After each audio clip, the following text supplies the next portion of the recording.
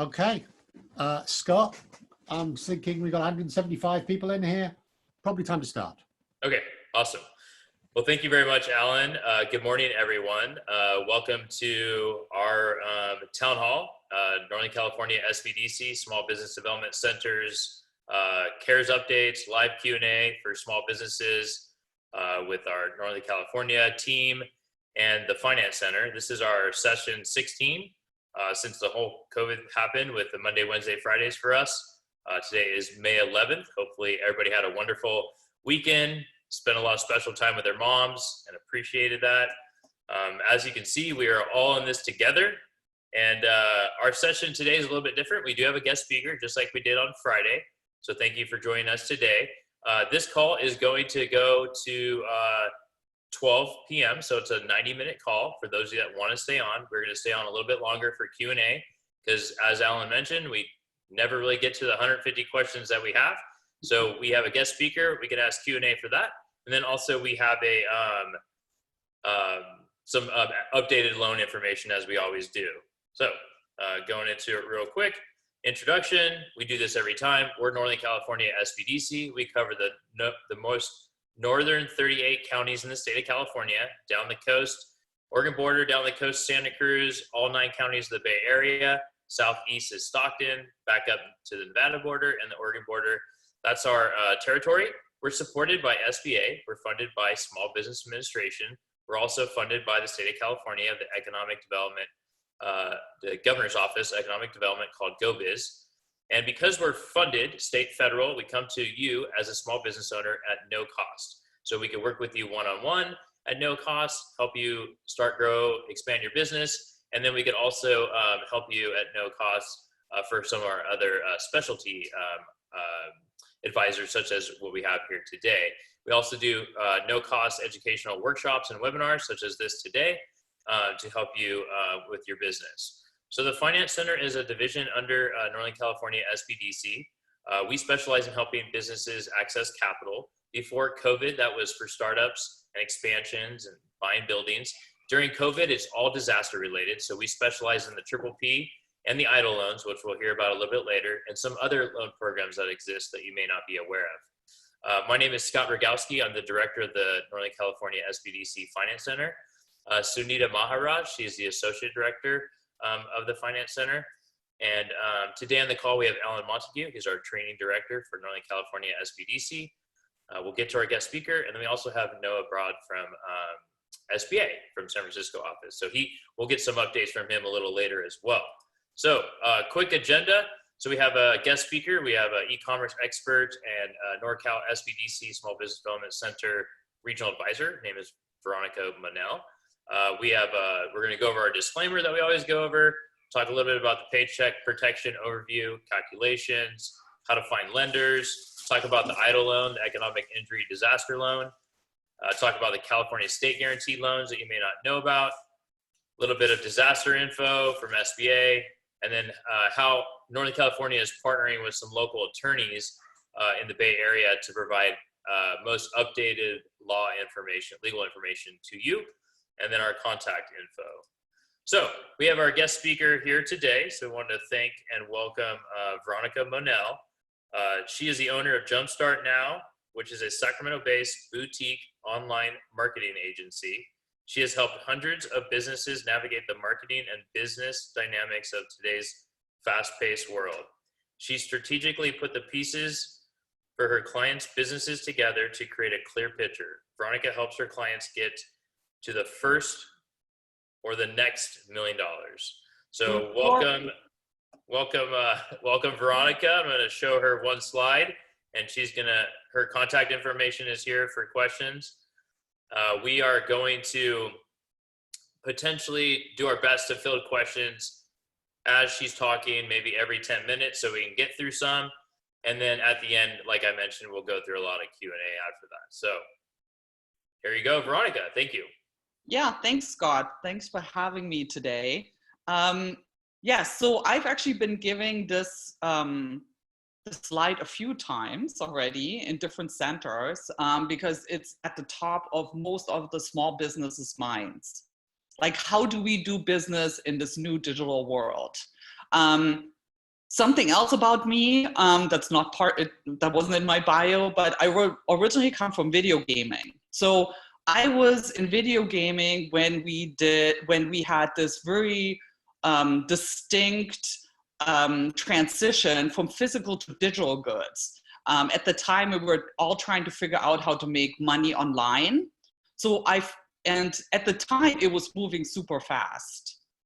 Now, with this new dynamic, and the COVID-19 pandemic, we are even pushing faster into the next digital transition. So I feel like I've been there before, but at the same time, this is going super, super fast. So I know it is a challenge for a lot of small business owners, but I want to actually talk about opportunities today. Let's focus on the opportunities. Because no matter what is happening, we don't have everything in our control, but what we do have in our control is to figure out how we can pivot with our small businesses in this new digital world. So the new digital world is moving fast and it is changing every single day.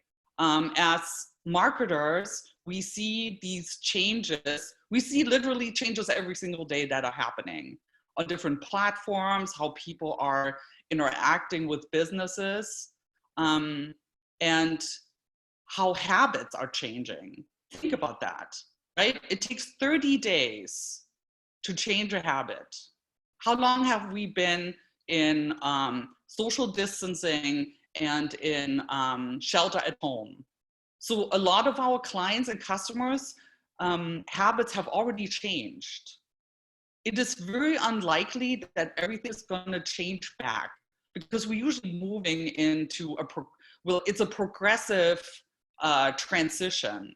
So think about this time as a transition. And for me, a transition is an opportunity. And I think it should be an opportunity for everybody here. Like, think opportunity. And I know this is challenging in a time when, there's so much uncertainty. That part we cannot change. So focusing, this sounds like a little cliche, but take a deep breath and then reimagine your business, right? It doesn't have to be huge changes. It can be small changes. Take time to think. I know, like this would be something that we should do all the time, right? But actually take time aside to think about your business. What is it that you can do? And this is obviously going to be different for everybody. This is very much about strategy. Think about strategy. It's about mindset. Because I believe that for the majority of small businesses, there is an opportunity. I actually believe it's almost, 99%. There is an opportunity, but it might not be exactly what you're doing now. There might be some changes to it. Okay, I'm going to give you some examples.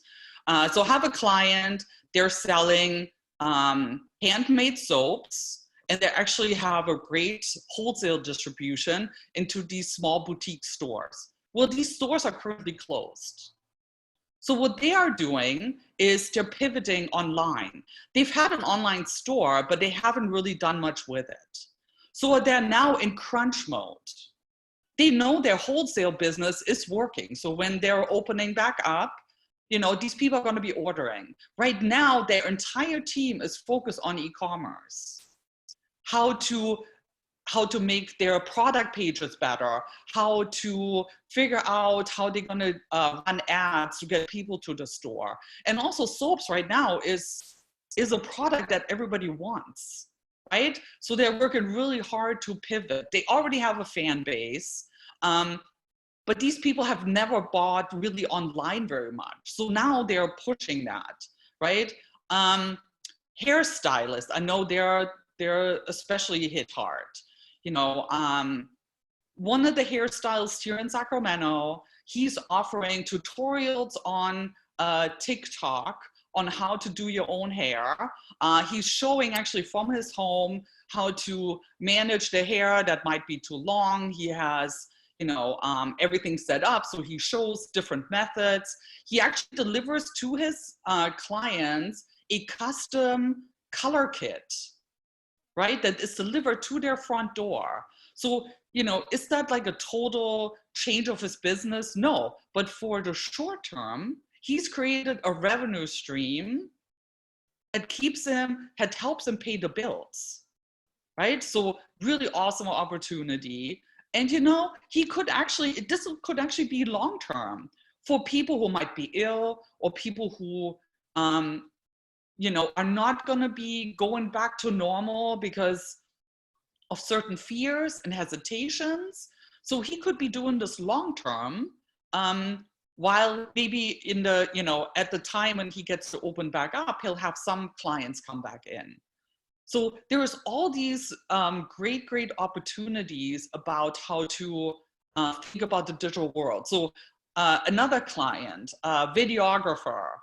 Videographers really need to be in the same room with people, right? So he is offering now a do-it-yourself at-home kit, right? He delivers the green screen and the entire setup, and helps his clients with the tutorial, right? And then he actually makes this even a bigger package with, marketing strategy and such, branding advice. So, and he did this on day one. He's like, not everybody's going to be comfortable coming into my studio. And, although I know that photographers and videographers at times are still dealing with clients, but it's much less, because not everybody's comfortable doing that. So these are three. And then, I have another really great one. They've been selling, this is a business, they've been selling sewing patterns in stores, right? So they're now going completely digital. They have a great following, and they are selling, right? So they're working with me to figure out what their priority list is. So we're looking at everything from their shop to how they're converting people, and what they're buying, what they're not buying. And they're actually super excited about the opportunity. So it's digital sewing patterns. Great way to pivot. So this may be some obvious ones to you, but I can tell you, even for them, they had to take the time to think about and reimagine their business and what that could be. They're all 100% committed to this new digital and alternative revenue stream, and they're making it happen. So, I work with, like, you have my email address there. I work with small businesses through the SBDC and help them think through some of this. So strategic thinking is one of my superpowers. Scott, do we have any questions so far? Actually, we do not. It's all on the Triple P and the idols. I haven't seen. Okay. Let's see here. Hold on a sec. Somebody says wholesalers selling retail online are a threat to brick and mortar stores. They can usually sell cheaper, and I try not to support vendors that are my competition.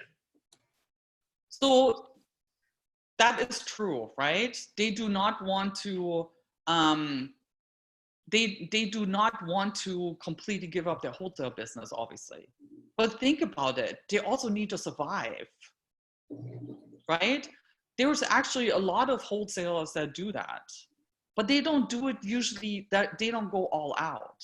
But in this pandemic, this is survival, right? How they're gonna deal with their wholesales is a whole different question. But these wholesalers are currently not selling anything.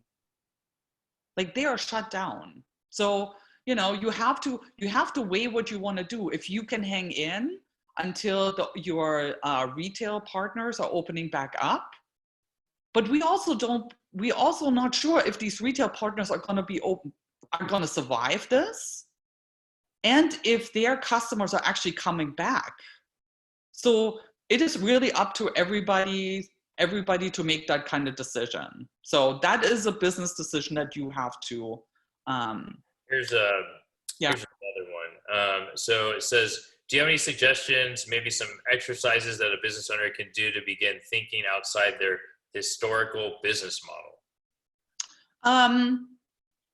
Yeah, interesting. Exercises.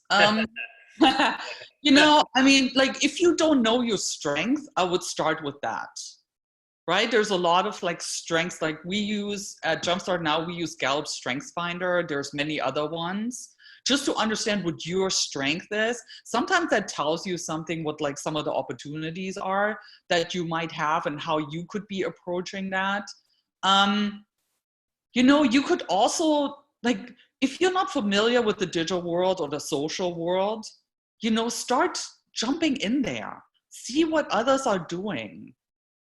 You know, while I believe that everybody has their niche and everybody can be unique, we can learn a lot from others. So look at the brands that are doing well and they are pivoting, and what are they doing, right? So for example, there's like in downtown Sacramento, there is this boutique, fashion boutique, and she offers now Facebook Live, right? She models all the pieces in the boutique, and then you could order online for delivery. It's pretty cool, right? So look what others are doing in your space. And you know, I would actually use somebody else to bounce things off. Remember, that person doesn't need to be a family or friend. It can be like another entrepreneur, because you need somebody who can think entrepreneurial. I know this is like, it's very vague, right? But somebody who can help you think through some of these out of the box, that helps me a lot. I use others like that and they use me because I'm a strategic thinker. So if you can find somebody like that, and I'm also happy to jump on a call and talk through some of your potential ideas. Well, good stuff. So there are some other questions coming through. I mean, it's a question, and you don't have to jump into this one. This might be a longer answer. To sell on Instagram, do you need to use a specific plugin, or what are the steps? Which I'm assuming there's more than one step. Yeah, so there's different ways to actually sell on Instagram. I'll take just a minute to talk about it, because we'll also talk about marketing your business on social. So I'll just take that right now. There's different ways to sell on Instagram. So you can actually have an Instagram store, but there are certain parameters that you have to fulfill. And believe it or not, that changes all the time. But you can look that up. There is a Instagram business portal that gives you some of the parameters to actually have set up an Instagram store and sell through Instagram itself. You can also, if you have a store online, if you have a Shopify or a WordPress WooCommerce store, you can also sell through stories, for example. So in stories, you can have your potential customers swipe up to get to a web page. That would be your web page. Some of them also give you the opportunity for what is called product tags. So you could have a post that tags certain products, and when you click on the tag, they get you to the shopping cart, to your store. So there's different ways to do that. So no, like if you had an e-commerce store today, you could start selling directly or indirectly on Instagram. If you want to run ads, obviously that's a great opportunity right now to run ads on social, because we get everybody's attention.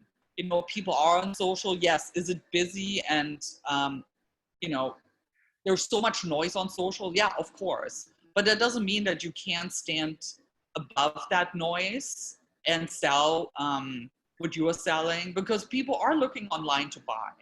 Like, we know this. Yeah, short-term and long-term revenue streams, to me, is some of the examples. If you have a brick and mortar and you have to think about, like, what can you do now to make money? For most people, there is an opportunity. Even if you can't see it right now, I really truly believe that there's an opportunity. It takes courage. I believe it takes courage to go down another path that you haven't been down to figure out if that works. But in my experience, you have to give it 100%. There's rarely anything where we can see if it's working or not if you didn't give it 100% commitment. So if you have an idea and you believe this could work, try it. Try it for a couple of months and try it 100%. Like some of my clients that I talked to you about and business partners and business friends, they're like 100% in. Yeah, and then long term, believe also, like you have to think about that some of these habits are not going to be changing, because a lot of times it takes us like 1, 2, maybe 3 times to try something new. When we get comfortable, it's hard to go back, right? Like when this first started, and even before this started, like around November, I actually got my first Amazon Fresh order, grocery delivery. And I'm telling you, like, I do this like once a week because I thought like, wow, where has that been all my life? And I'm an online shopper. I live online. I love digital. And I really don't like grocery shopping. So that's like, I'm not going to go back, right? There's a couple things that I get in my neighborhood. 3 blocks from me, I have a small grocery store, locally owned, and I go in there and I get a few things. But yeah, this is really tough, right? So think about what your clients and customers are doing and how they're changing their habits. That is a great place to start. We had earlier a question like, what kind of exercise should I do?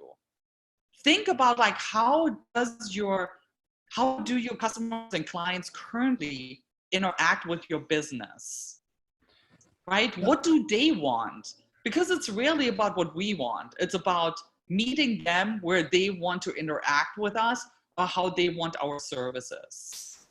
So Veronika, a lot of people think it's really hard to create an online digital store and to do that. But I know it's not true, because I've seen you teach a series of webinars that you did, which was in one day, 5 one-hour webinars about getting online.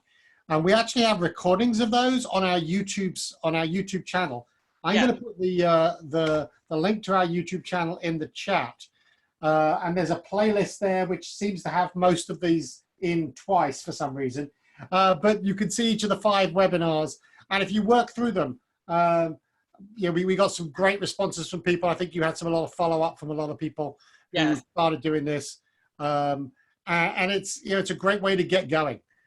So I would really recommend folks take a look at our Ask SBDC channel. Yeah, thank you, Ellen. Like that was perfect. Thanks for sharing. It was a long day, but it was worth it. Yes, yeah, definitely. So I take people through focusing your store, writing marketing copy, best practices, setting up your product pages. If you follow this step by step, I believe that you can have your store up and running in a weekend. Because I've seen it actually. It's a true story. Yeah. You know, I used to give this in person. It's a 2-dayer. And I have people like launch their store and be ready to take money in that weekend. Yeah. You can do this. If you already have, so selling products, before I skip over this, like selling products and services online, also think about like the portals and the platforms that already have customers. Because with your Shopify or WooCommerce store, you know, your online store, you have to send people there first, right? But there are platforms. There's Amazon. I have a client, we set her up on Amazon in a day. She has everything up and running right now. We're trying to figure out how she can be fulfilled by Amazon.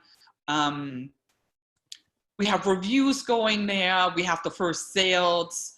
So that is already a captive audience. You know, there's others. There's eBay. There's Etsy. I have another client, they're selling electronic parts that are very rare actually, on their, so they used to be a warehouse, people walk in, they get their parts. Now they're pushing online, right? They have their own store, they're setting up on eBay, because electronics is like one of the top 3 categories on eBay, with fashion and with automotive parts, right? So if you're in any of these categories, like look at this. Etsy, for example, I have a friend who told me she's gone wild with face masks. So she said there's an Etsy store that actually customizes her style. They sell all kinds of stuff, you know, all kinds of different masks. But you can also get a custom order done. Great place. People are still spending money, and they're looking everywhere online to find what they want. Yeah. So there are tons of opportunities. The same with services. If you did any in-person, if it's coaching, consulting, selling different services, this is the time for you to go online. Give webinars. There's no reason for you not to have a YouTube channel. People are looking for advice online right now. I just joined, I thought it was like fascinating. A former colleague of mine from video gaming is doing these virtual networking events in cryptocurrency, which that's not my field, but I love new stuff, and I love stuff that's very interesting in digital. So I joined them, and then there is a company who provides wine to us for wine tasting at the same time. Wow, right? So everybody's on their website. People are now ordering all their wine online. I was like, genius, right? So I get 3 different wines to sample. It gets to before that cryptocurrency happy hour. So this is the way to do it, right? Think about like all the conferences where you used to go to shake hands and to do business and find clients. That's the way to do it. There's tons of great online conferences actually currently. Some of them are free. I'm going to be in a conference all day Wednesday. It's a Sprout Social conference. All day Wednesday, most of the day Thursday. Great opportunities. So we're looking right now for digital conferences because we've seen some really great ones. If you already have an online presence, maybe you didn't do much with it. Maybe you haven't learned everything yet. Now it's the time. Think about search engine optimization, write content, write a blog, write more content on your website. Make sure that your website loads fast. Make sure you have a website, right? If you only have social media, start that website. Now it's the time. People are going to websites, right? If you're a local business and people don't know if you're open or not, get your Google My Business listing optimized. Tell people you're either open for business or how you're going to do business right now. And also the other thing to remember is that there's a whole bunch of students who are now working from home with a whole bunch of time, got sent home from colleges and stuff, who could build you a website using who these folks are completely digital natives and ready to do that. So if you're not someone who could build a website easily, please find out who around could do that, because you've probably got friends with kids at school, out of college, who could do that for you in an afternoon. Yeah, and also remember that most colleges still do internships. They just do them digital right now. Another great opportunity to get somebody in there to help you with some of this. Google My Business cannot be underestimated. Google right now is, you know, they're always pivoting. They're always disrupting their own business. But right now they're really focusing on their G Suite and their Google My Business. So Google My Business gets you on the map, literally, right? You got the Google map. I've worked with clients where Google My Business says they're closed, although they're open. Some of them have different opening hours. They're not updated. Super frustrating.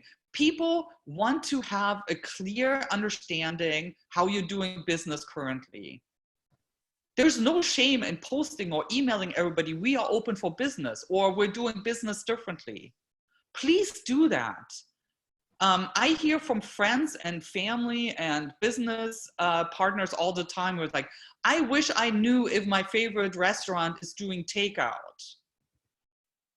And I can't figure it out. I drove by, I didn't know if they, like, I couldn't see anything. I have my favorite coffee shop, they're actually doing takeout, right? So I walked past and I couldn't figure out, like, are they open? Are they not open? Their social media doesn't say it. What a mistake, right? So think about this. It doesn't matter if you're brick and mortar or not. Tell people how you currently do business. Yeah. You know, like your CPA. If you're a CPA, if you're in any professional business, real estate agents, if you're a real estate agent, if you're not currently doing virtual tours or live tours, then you're missing out. Because people are actually still like buying and selling homes. So think about it. These are just examples of what you could be doing.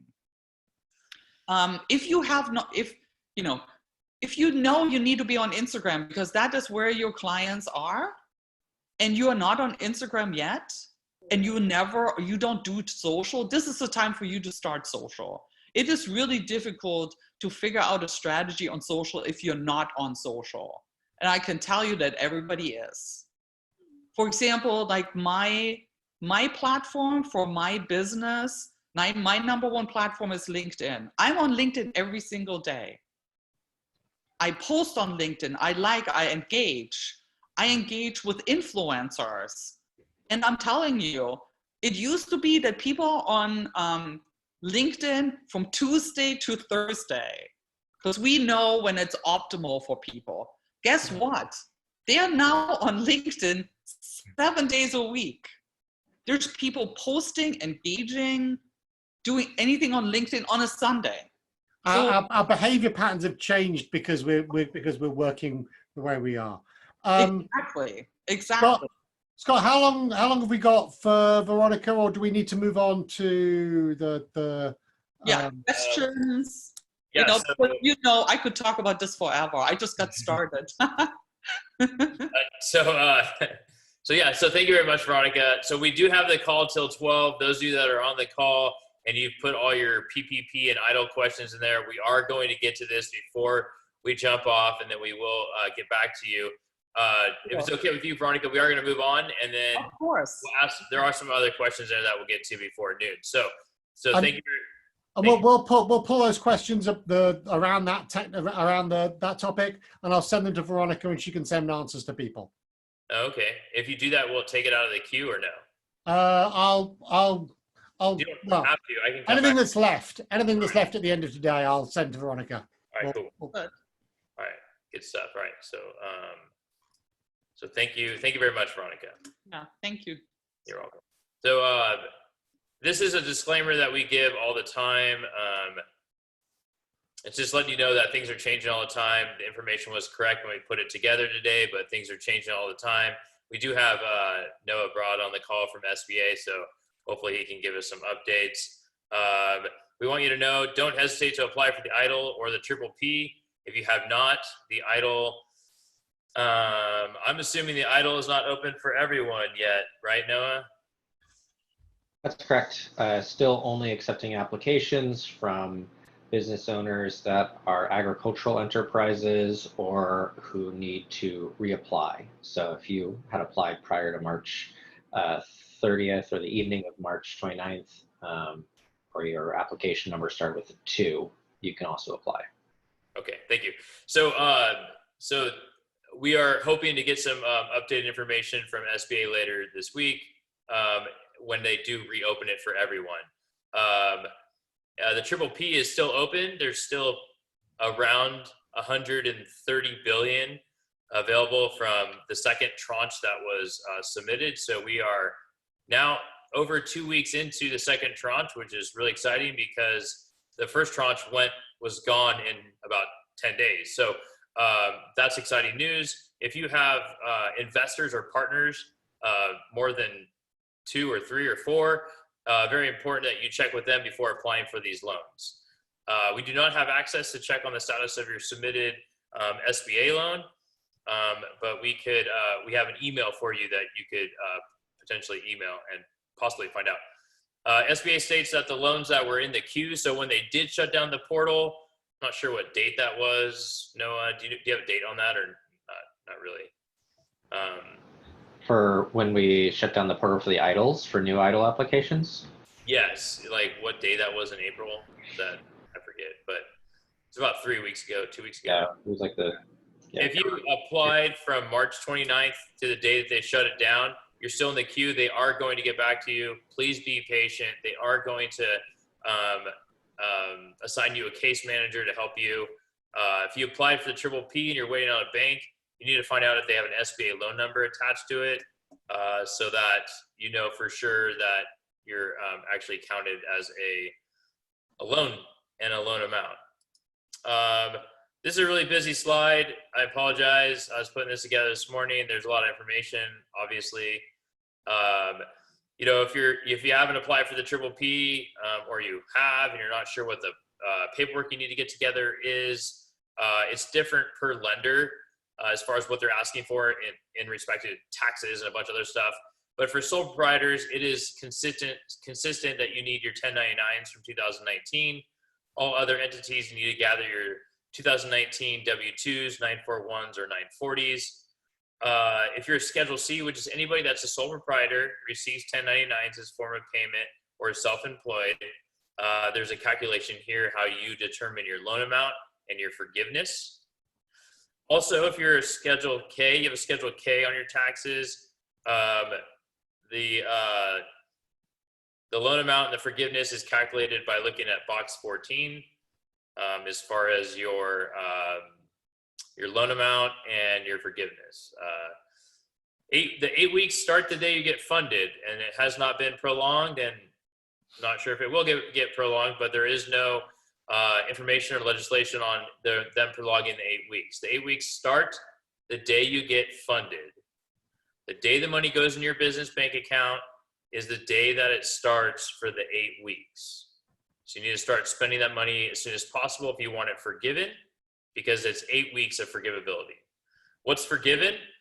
As of today, Noah probably is going to say the same thing, but there's no new legislation from the Treasury or SBA on what's forgiven and what's not forgiven, correct?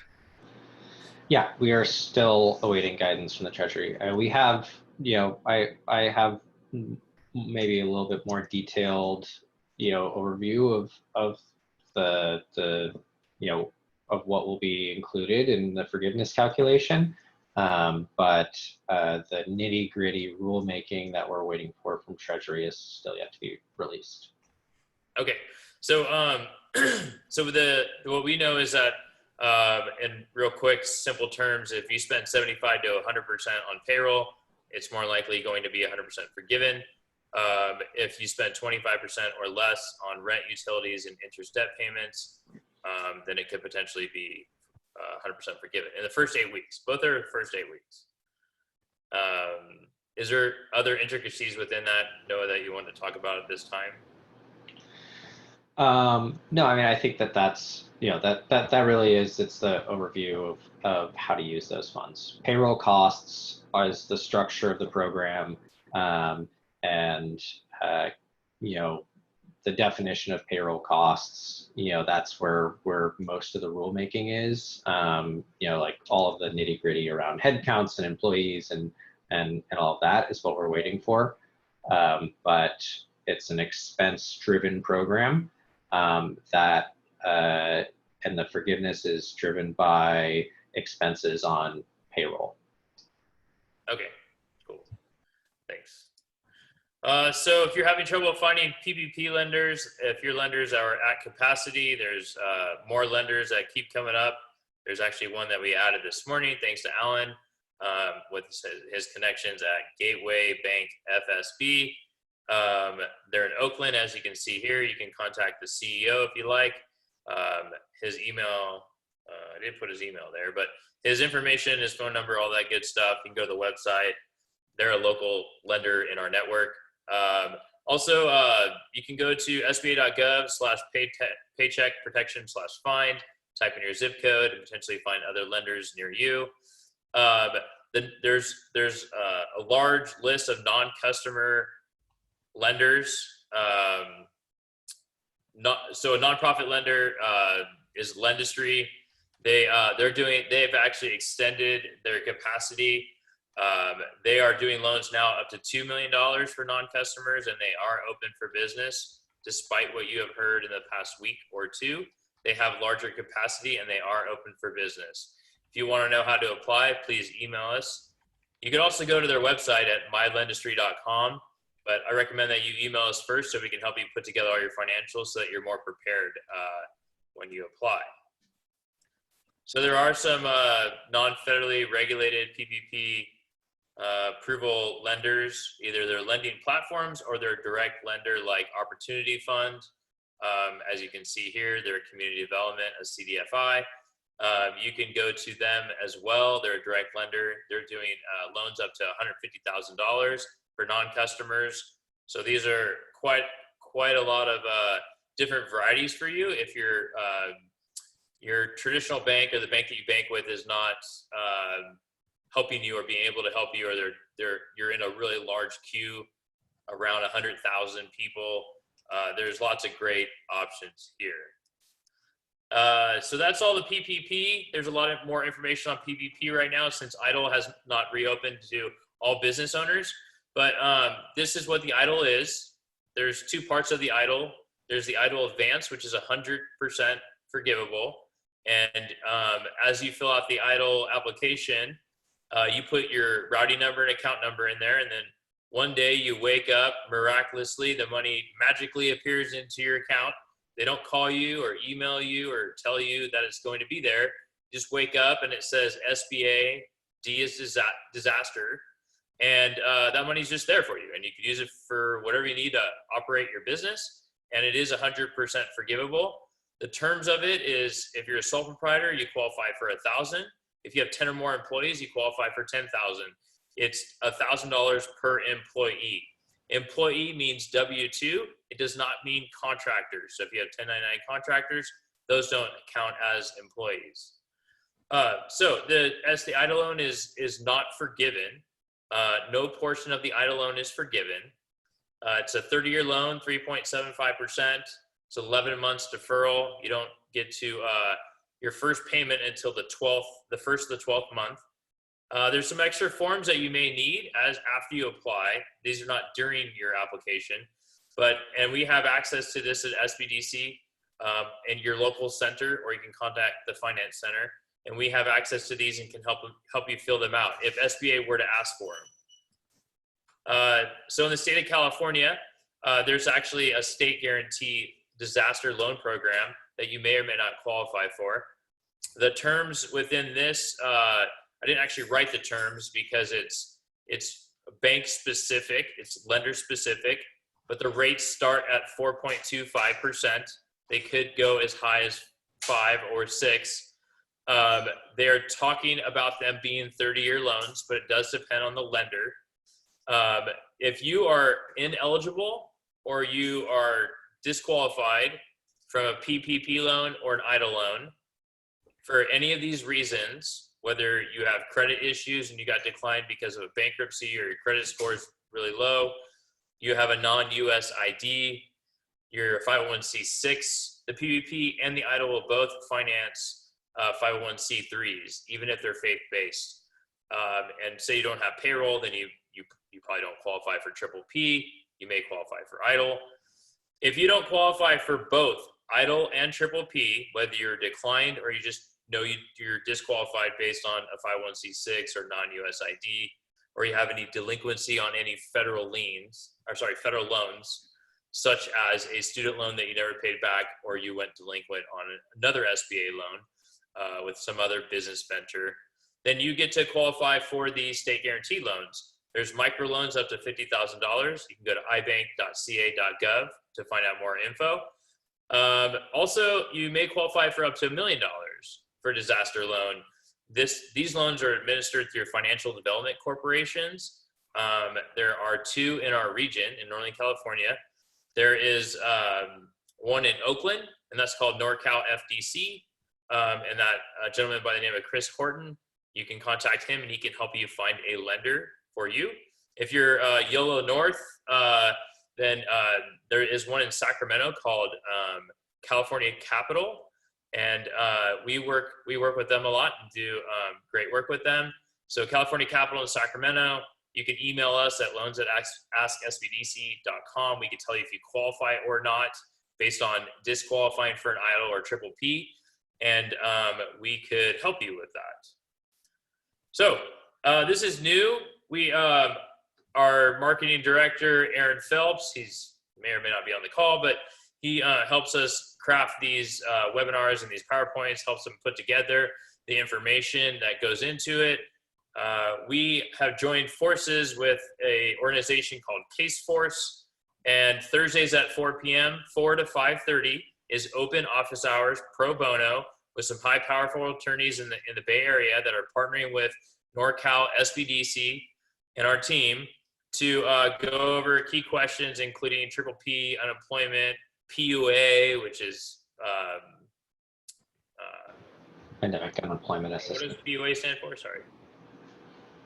Pandemic Unemployment Assistance. There you go. Thank you, Alan. Look at that, paying attention every webinar. So this is really cool. They don't give legal advice because you're not their client, but they can answer the questions that we can't answer because we don't specialize in EDD or payroll per se, or some of these other questions. So we will get the information out to you. Somehow we'll get it and share it. Actually might be on asksbdc.com, but some really cool information on here if you're wondering about questions that we can't help you with. All right, so it's time to get to the Q&A. If you want to contact SBA Disaster, you can call this number. You can email them here as well. If you have a loan number, please put your loan number inside the subject line when you email them.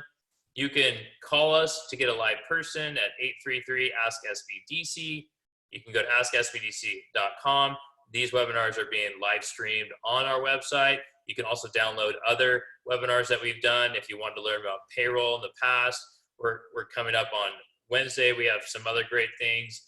We're bringing legal and then another HR. And then next week, we're adding some new content where we have a lot of new guest speakers. That's why we extended these calls to be 90 minutes. We have a great Spanish-speaking team in Northern California SBDC. They're called the California Hispanic Chamber of Commerce. Oscar Garcia and his team do an excellent job answering all these questions. Everything I said in English, they can do in Spanish. They're very knowledgeable. You can email them at espanol@asksbdc.com. They also have their outward-facing Spanish-speaking webinars that we're doing here. They do that as well during the week. So lots of great things. So we're going to go to Q&A. There's 89. Now there's 88. We have Sunita Maharaj. She is answering questions in the queue, which is great as we were speaking. So some of you got those answered. So we're going to kind of go, there's more Q&A in here for PPP and EIDL than there is e-commerce, but we're kind of going to mix it up. We have 40 minutes. This is amazing that we have this much time. Stay on as long as you can. Before I get to there, Noah, is there any other information that you didn't say earlier that you might want to say right now? Only to say that we've, over the weekend, we released new reporting on where the programs stand for both the PPP and EIDL advances at the very least. So we've got new numbers out as of yesterday, I believe.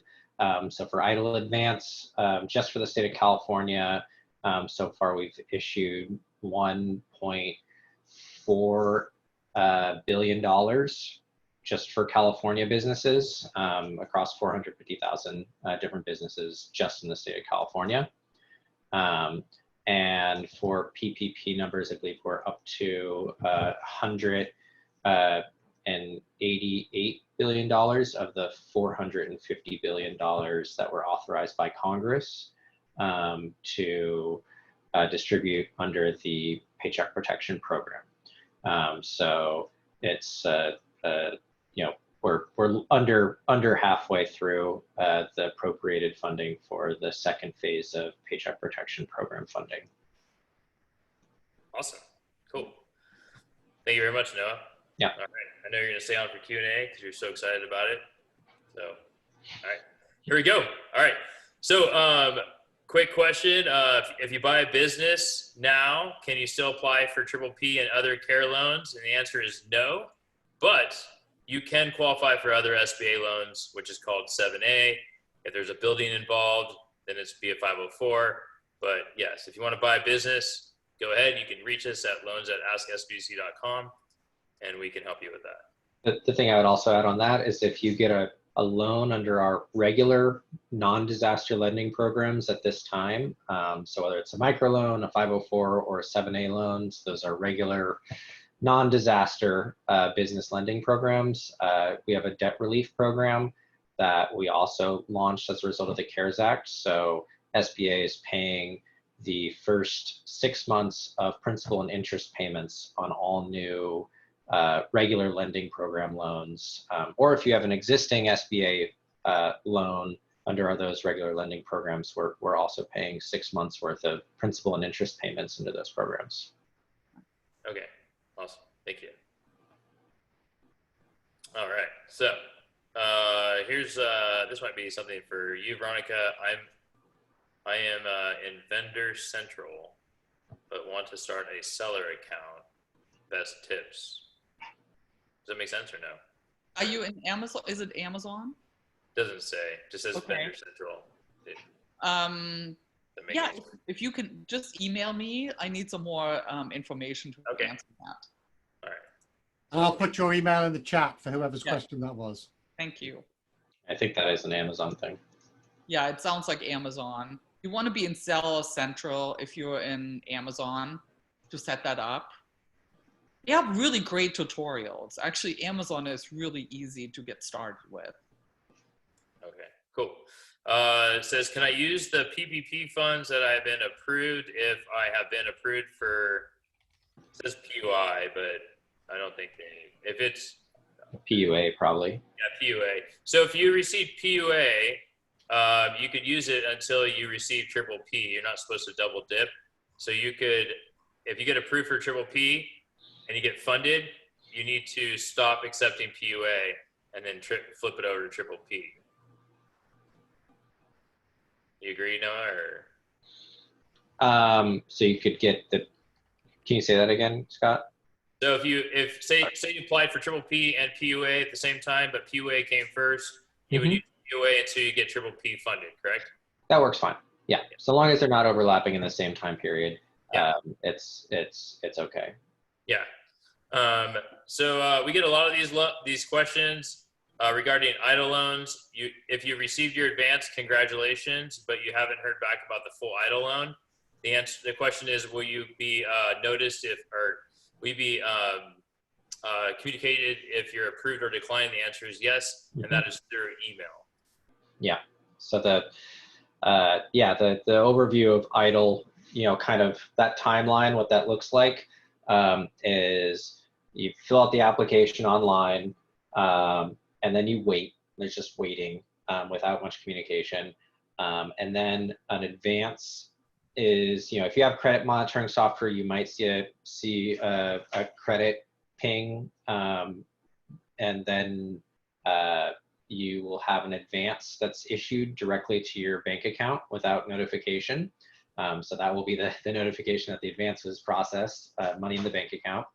And then you wait again, and the EIDL loan is then evaluated by a loan officer or a case manager.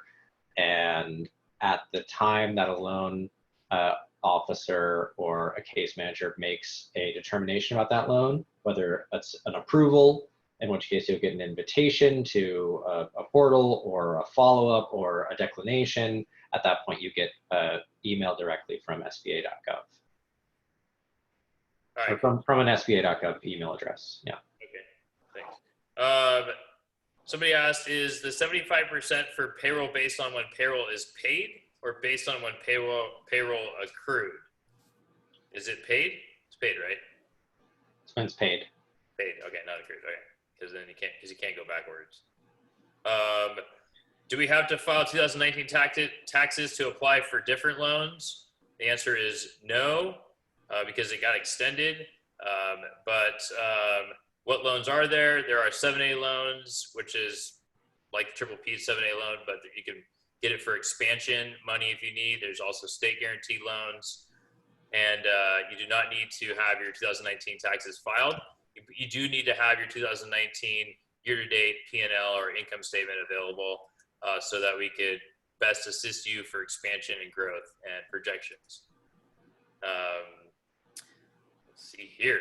Just hoping to find a e-commerce one. If Alan, if you see an e-commerce one, you could throw it out there. Yeah, there's one which was what are the most user-friendly e-commerce platforms for small business owners that have in groups 1 to 5 products, 25 to 50, or more than 50. So the easiest to get started, do it yourself, I would use Shopify. Yeah. Because it's not just the building of the site, it's that they have thought through everything from how to create a return policy to terms of use to everything. So they're really, like, I would consider them a startup platform, and they're actually scalable. And a lot of these social media platforms like working with Shopify because they have it all figured out. So yeah, that would be my go-to. And then if it gets more complicated than you can use Shopify for, then you go on to something else. Yes, then you can graduate to the next one. Okay, cool. So thanks. Says idle for reapply. Do they pull credits still? And I have advance outstanding. I call daily. Are they still paying advances? They're still paying advances. Yes. Do they pull credit still? I think the answer is yes, but it's like a soft pull. Yep. Yeah. Cool. Good stuff. I got a e-commerce one, which was the business was already online with local delivery. They thought they'd see an uptick of orders, but haven't. They've got limited time and money to invest in marketing. What do you think provides the best bang for your buck regarding marketing? So there's a lot of things that you can do that's organic, right? Since you're a local business, I would focus on Google My Business, get you updated and post an update every single day. It can be, we're open, it can be images, because the more you update it, the higher Google's gonna show you. That is probably the fastest you could do. And, tell people what you're doing. Like, go on social media, post, we're open for business. This is what we're doing. People right now are okay with having more advertising going on because they want to help their small local businesses. So, and if your local community is probably got Facebook pages around supporting the community, or I live in Napa, and there's a community about Napa restaurants, and there's other ones like that. Yeah. So find out what they are and be active there is also a quick big bang, because it's people who want to get involved, isn't it? Yeah, and reach out to your customers. Send them an email. Do an email blast. Often we think we need to get new customers when we have enough customers who are not doing business with us right now. So email them. That's how you're going to get started. Cool. Thank you. Says, are dental and vision premiums covered as health for PVP? Is that part of the payroll cost, dental and vision? I think it is, right? The employee benefits? Yeah. Okay. Yeah. Somebody says, I received PUA checks starting April for $760 weekly. Today I received disbursement of my Triple P loan of $3,400. They ask a bunch of other questions, but it says, if it works out to half of what I get from unemployment, should I instead return the PPP funds before May 14th? Well, it doesn't matter when you return the PPP funds. You could turn it whenever you want. There's no prepayment penalty. It's an internal dialogue for yourself if you want to choose to keep PUA or you want to choose to keep PPP. But you can't double dip and do both. The May 14th deadline, that's mostly, we did release some guidance. We could call this the Lakers guidance, which is that if you were a business that received PPP financing and really didn't need it, in the sense that you could have very easily gotten capital from a bank, even during the middle of a crisis, even during the middle of, just because of the size of your business, then we created essentially a safe harbor period. And so if a business received PPP funds and they were not in a status where they felt that economic uncertainty required them to apply for the funds under this program, they could return it without consequence to the program by May 14th. And we wouldn't audit them or go and look at whether or not that applicant had, answered in a way that was, we wouldn't analyze that business, to see whether they actually were, facing the economic uncertainty or not. So the May 14th is really, for the Lakers, but also any other business that, that applied and received PPP funding that really was not in a place that they should have been participating in this program. Okay. So Veronika, I'm going to do like a little rapid fire for you. Okay. I need one idea from you for lodging. They want to know what ideas you have for e-commerce for lodging, and then one idea for massage therapists. So I just wanted you to get 2 questions at once. Okay. All right.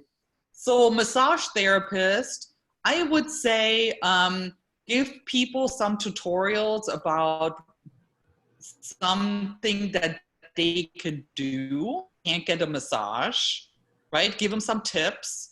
And you could start thinking about offering different types of products, maybe products that you usually use. So for example, I have a client, so he uses certain products in his salon and practice, right?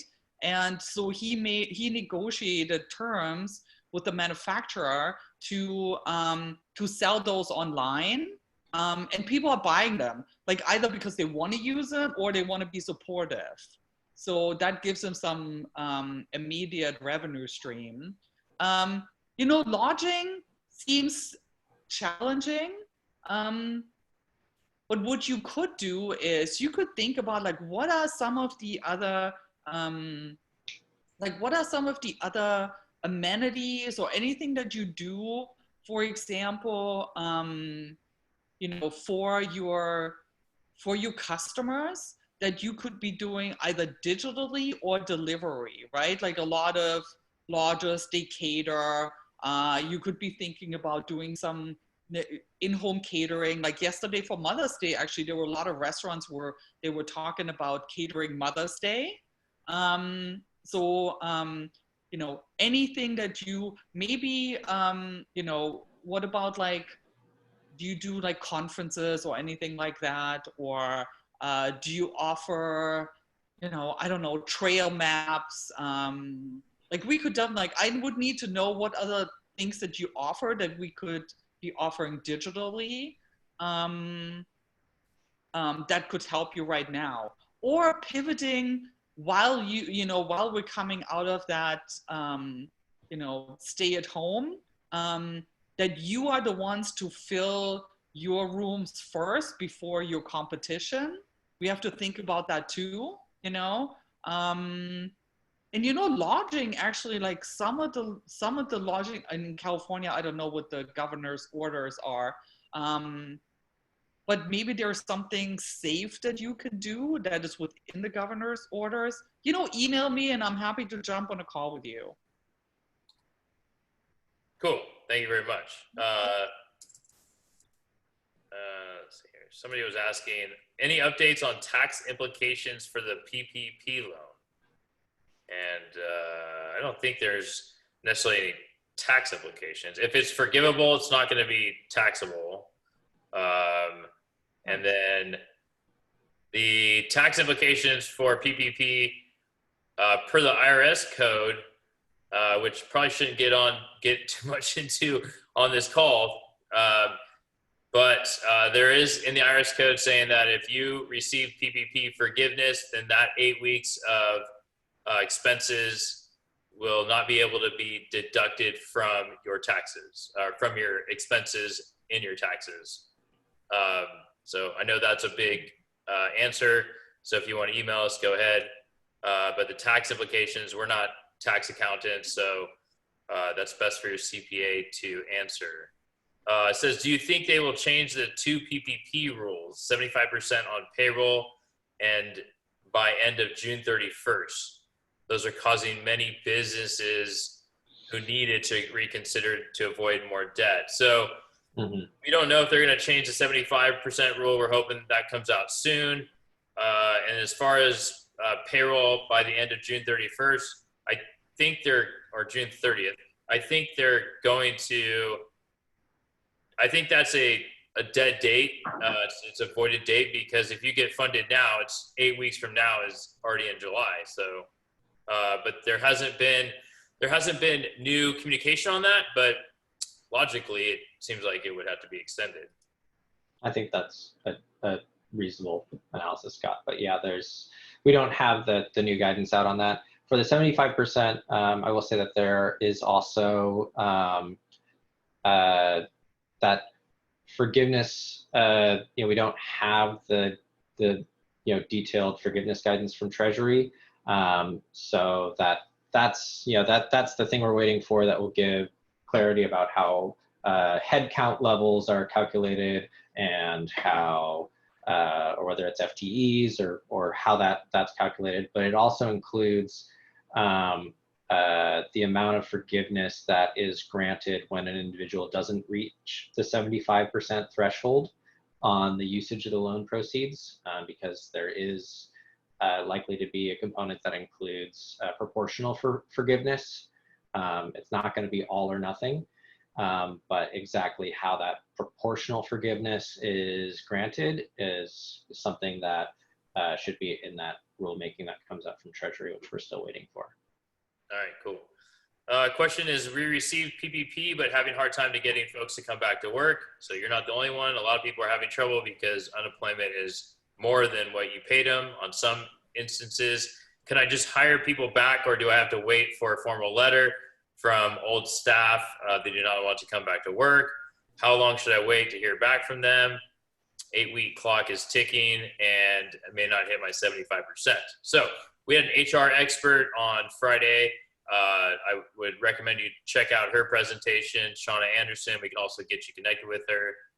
This is a gentleman by the name of Steve Simchek. You don't have a lot of time to wait, as you know, because 8 weeks does start the day you get funded, but there are some HR rules you have to follow.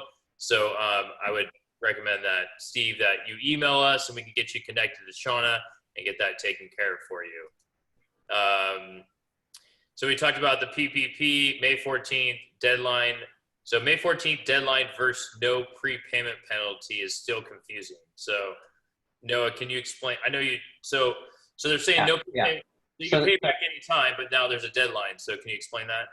Right. So for 99% of businesses that receive PPP loans, you don't have to think about the May 14th. You don't have to think about that date. May 14th only only applies to businesses that upon receiving consideration, upon receiving their funds, they decide, that actually they didn't need those funds at all whatsoever, and they'd like to return them. And that's the only situation which May 14th would apply. The terms of the loan itself that everybody who participates in the program receives, those terms are, it's a 1% interest rate with a 2-year term and no prepayment penalties, which means that anybody who receives a PPP loan and doesn't get it fully forgiven, or doesn't even pursue forgiveness and just wants to pay it back, can do so at any point in time at no cost to themselves. I mean, there'll be no fees, there'll be no penalties, you know, for paying back your loan. Say you got the PPP loan, you want to pay it back, you know, the next month, you can do that, and there will be no prepayment penalties. That's a thing that you sometimes see on regular loans that you take out. They require you to hold that loan for a certain amount of time, and if you want to pay, you know, most of it off early, you have to pay fees. That's not a component of the Paycheck Protection Program loan. All right, cool. Thank you. So we've answered 63 questions. We have 85 more to go. We have 18 minutes. We're not going to get through it, but I think we're doing a pretty good job. We're going through it pretty quick. I have a question for Veronika. It seems like, Veronika, they're just throwing out all these industry questions. They want to know if you can think of reply for industry-specific questions. Here you go. Do you have any reinvention ideas for architectural and engineering firms? Wow. Okay. Yeah. Yeah. So, right. So I think, you know, this one is a little bit more complex, but you know, a lot of that industry is also going digital. You know, you have more like digital technology on the construction sites, and you know, a lot of these projects are still essential. I would also start looking, this is something that I've been really involved in for my business and also client businesses, to look at where money is still flowing, and that's the government, right? The government right now is spending actually tons of money and they're still building. So look at getting certified for government contracts. I would do that first. And think about technology. Like architectural firms should really go mostly digital. I mean, you can look at a blueprint on an iPad. So this might be, you're probably thinking like, well, we knew this, right? But I gotta, you know, email me and then we can talk more about your specific, you know, business there. Sounds good. All right, thanks. All right, so forgivable people, the question is forgivable PPP loans, question mark. I'm a sole proprietor and normally use my income salary to pay down loans. Will using PPP loans to pay down my loans be forgivable? Well, partial of the triple P for forgivability is interest debt payment. So yeah, a portion of it will potentially be forgivable. But as a sole proprietor, if you take line 31, you divide it by 12 and times it by 2.5, that would tell you how much you would qualify. And then as far as forgivability, is you would take line 31 divided by 52 weeks and then times it by 8, and that'll tell you how much is forgivable, which is going to be more probably than your interest debt payment. So if you potentially would be more, yeah. Let's see here. All right, another industry. Veronika, we are a brick and mortar dog grooming business that we started just a soft opening with reduced status. What would you suggest, or how would we get involved in e-commerce besides giving tips or advice on grooming or selling items which we do not sell items in the shop? Interesting. Well, you gave me tons of limitations already, right? Because the opportunity is to talk, you know, think about products. You know, just because you don't have products today, that doesn't mean that you can't figure out how to get involved with a wholesaler or manufacturer on those types of products.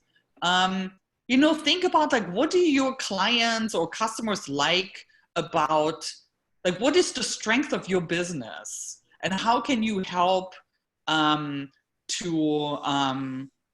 know, to expand that into digital? You know, I know dog groomers, for example, do color. It's actually pretty fun, right? You have a little doggy and they have some pink hair and stuff. You know, and you could just like do it yourself, do some tutorials. You're gonna have to think about like additional services and products that you can go digital. So my best advice is don't set yourself limitations. Yeah. Cool. Thank you. That's good. Hey, Noah, I might need your help on this. It says IDLs are approved based on the credit score of the owner or owners. What about nonprofits that have no owners? Do they have to have one person? So for nonprofits that apply, they do need to have an authorized representative that files that application. But is the question, does a nonprofit need to have a credit score check? Is that kind of the context of it? Yeah, they're asking how do you check the credit of a nonprofit? So they're gonna need one person to step up and say, hey, I will personally guarantee this. Here's my credit score, right? Or here's my. Well, nonprofits are evaluated differently under the Economic Injury Disaster Loan Program.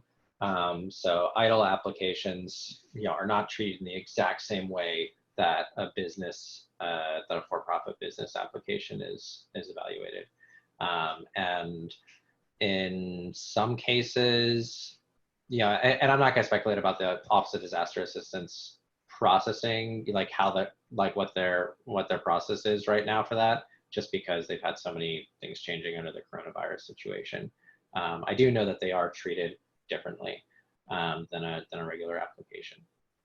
Can I jump in really quick just about nonprofits? If you are a nonprofit and you're looking into marketing online, you should check out the Google ad grants. Google actually, to qualified nonprofits, offers a $10,000 ad grant a month to run ads on the Google search engine. So there's $10,000 there for you to get to run ads. And email me if you need more information. All right, cool. Thanks. So this is a question I haven't seen before. If my EIDL advance is more than my PPP loan that I get, do I assume the full PPP is not going to be forgivable? I should laugh. I apologize on laughing at your question, but I just haven't had it asked, and sorry, I apologize. But no, that's a new one for me too as well. It's a new one. So that's a great question. I don't know. You might have to email SBA on that one, right? Or unless you know the answer. I haven't encountered that before either. My understanding, though, is that it is unlikely that you would have the PPP forgiven in that case. But actually, I would be interested in having you email that to sfomail@sba.gov anyway, because that would be a question I'd love to raise internally and to share around that situation with internal staff. So email the details of that to sfomail@sba.gov. Okay, yeah, we'll get any back. dashes in that, or is it all one word? SFO mail. It's all one word. SFO mail. Yeah. And it's in the chat. Thank you.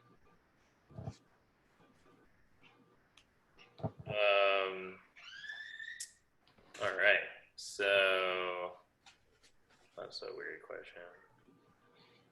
All right. So I can't ask that question, Veronika. I'll have to type you that one. Veronika gets actually the really hard question. I thought I sometimes get hard questions, and then I heard like, how do I do dog grooming through the internet? And I was like, you know what, Veronika, you've got a harder job than I do. I'm up for the challenge, though. All right, here's another question, Noah. If the current owner has applied for the PPP or other care loans already, do those stay with the business if I buy it? So say a business owner gets these loans and then they sell it, it would obviously be on the balance sheet, right? Yeah, I mean, it's tied to the EIN of the business. Yeah. It's tied to the business, and so it would stay with the business. Okay, cool. Says some of my employees choose not to return to work. If I replace them with new employees, can I still qualify for the forgivable part of the PPP? And the easy answer to that is yes. The intricacies within it, we don't know for sure yet, but the easy answer is yes. If you can't get your employees to come back, hire other people and do it as fast as you can so you can get that done in the 8 weeks. Mm-hmm. So marketing segment. Okay, this isn't All right. It says this isn't a question, but it's an idea that is more specific. Do virtual interactive sessions for things that require touch or in person. Mm-hmm. Data interactive causes people to feel the sense of high touch. I guess that's just it's a comment. Yeah. For Veronika, where can we learn about wholesale retail contracts and affiliate marketing of a testing kit and other testing stuff that will help us with our consulting services to consumer and then also to bigger businesses? Yeah, that's very specific. Please email me and give me some more details on that. All right, cool. So I'll just email Veronika. Okay, sounds good. Let's see here. I've been told that I need to ask my lender for a copy of my loan docs. Online Chase says don't ask their regular people about the loan because they have no info. However, there is no contact info on my PPP loan. Follow-up questions. What can I do? That's great. It's a great question. I would say contact SBA and tell them what's going on with Chase, but no. Yeah, I mean, you can always. I mean, we'll end up sending you back to Chase. I'll just tell you right now, because with the Paycheck Protection Program, the golden rule is that under the Paycheck Protection Program, it's a lender-driven program. So pretty much the entire servicing and management of that loan is run by your specific lender. And some lenders are doing great at communication and working with their borrowers, and some lenders, I've worked with business owners as well who've reached out to me who haven't been able to get a hold of their lenders. I think that feedback, reaching out to SBA with that feedback about that experience is useful. So, I don't discourage people from reaching out to our agency, but in terms of being able to resolve that issue, that's not an item that I don't know if we'd be able to do. All right, thanks Noah. You could also, for that question, with your Chase questions or issues, you can reach out to us and email us at loans@asksbdc.com. Sometimes we have connections in lenders and banks where we can hopefully get you an answer quicker than you can. Not guaranteed, but it's worth a chance. So this is an interesting question. I'm a caterer whose profitable business segment is large gathering catering, company picnics, weddings, grand openings. Not sure what my future holds with a lot of sales. I'd like to provide my staff with some kind of idea of what their future might hold. Does anyone know of any website that has templates for letters to employees on how to advise them? Well, we had an HR expert on Friday. We also are going to have her this Friday. Her name's Shauna Anderson. She's one of our regional advisors. I would recommend that you get connected with her. You can email us and we can get you connected with her. She can also assist you at no cost. I'm not sure if Veronika has any crazy ideas on how caterers could go digital without, I don't know. Are you working with any caterers that are? Yeah, it's good crazy, right? So, that example I gave earlier, you're going to see more and more, and I'm actually going to think about doing this for my own team. You're going to see more and more people catering at home, right? Because, we still want to, do something with our clients. There's going to be all these conferences that are digital, and food and drink is often involved. So I think we're at the verge where we're all trying to figure out, how can we have a team lunch or a conference where people actually get food, right? So we're gonna see that more often. It's not the typical catering though, right? Because you're not necessarily, having 1,000 people in the room. So again, you have to think outside the box at this point, right? The example, catering Mother's Day, I thought that was genius, right? So a lot of restaurants actually did that.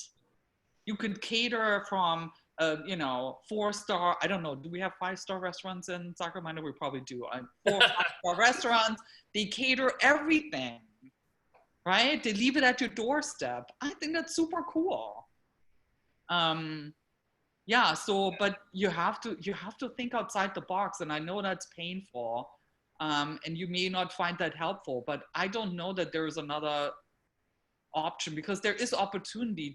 You just gotta, don't set yourself limitations. Yeah, good stuff.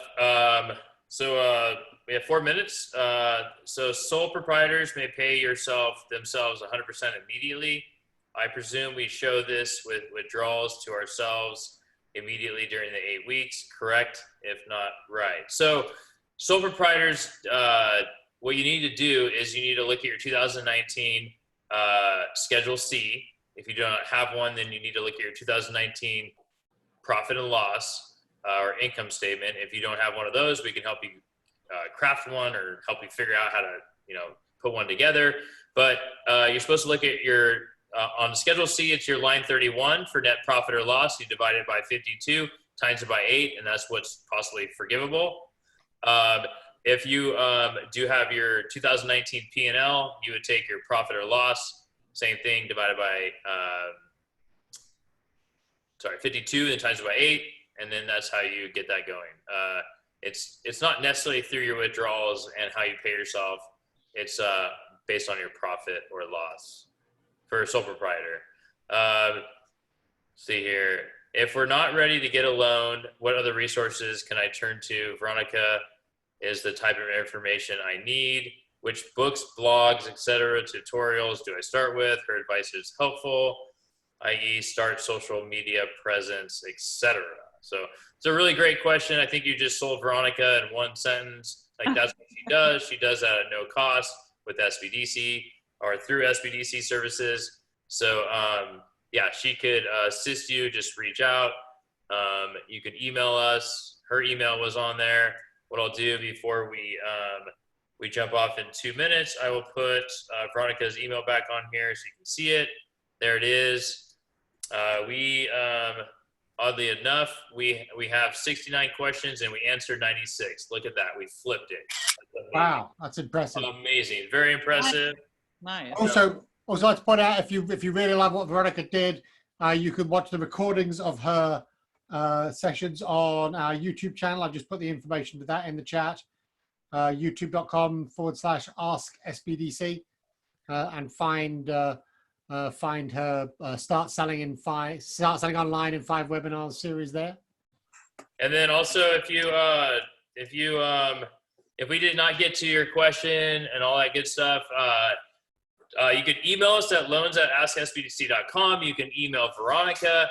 You could also, guess what? We have staff now that are going to be able to get to your questions within a day or two.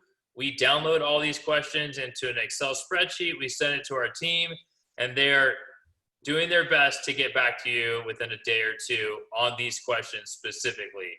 So we're very excited to have at NorCal SBDC, we hired 4 individuals to help us run a call center and also a live chat, also a chat bot, a bunch of other stuff to communicate with you better, easier, and faster so that we can get to your questions and answers and all that great stuff at a quicker speed so that you can get back to your business. We can help you get money. You can grow and hopefully recover after this COVID-19. I want to thank you very much to Veronika Monell for joining us today. Thank you very much for Noah Broad as well from SBA. And thank you, Sunita Maharaj. She was in the backstages helping us answer some of these questions through the chat live. And thank you very much, Alan Montague, for helping us run this webinar and navigate some of this Q&A. So have a great day. Please reach out to us. We will be here Wednesday, 10:30 to 10:30 to 12. We'll have some more more information with a different guest speaker, I think, on a legal platform. And thank you very much. Thank you, everyone. Thank you.